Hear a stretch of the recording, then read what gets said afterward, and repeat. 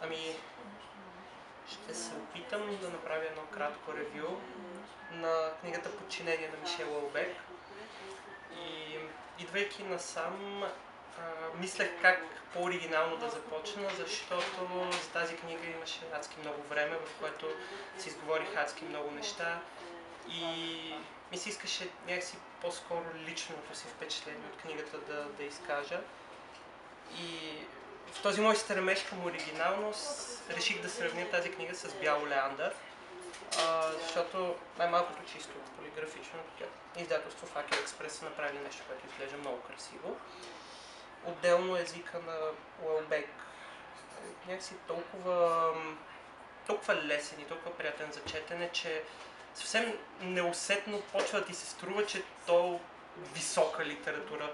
Някакси наистина изгражда един красив свят посредством думите си и според мен е точно толкова и опасен, колкото Бели Олеандър тази книга, защото и за да не звучи това като някаква трафаретна приказка, искам да разкажа една лична история.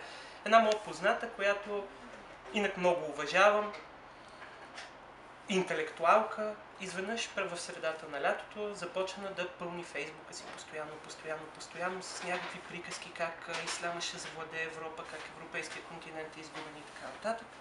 Аз се чудех, какво се случва с тази жена, нали? Стигна се до там, че дори трябваше да я блокирам от приятелите си, защото ме изнерви много. И така при последното преглеждане на профила и преди да я блокирам, видях, че тя чете Подчинение и си казах, ето, това е просто... Не, може и да не е заради това, но в крайна сметка това е едно обяснение. Смятам, че тази книга наистина трябва да се прочете, защото дава един малко по-различен поглед към актуалните събития, които и без друго тревожат всички ни. Но трябва да се прочете с едно на ум, защото като всяка антиутопия тя има шанси да не се случи, има и огромната възможност да се случи и смятам, че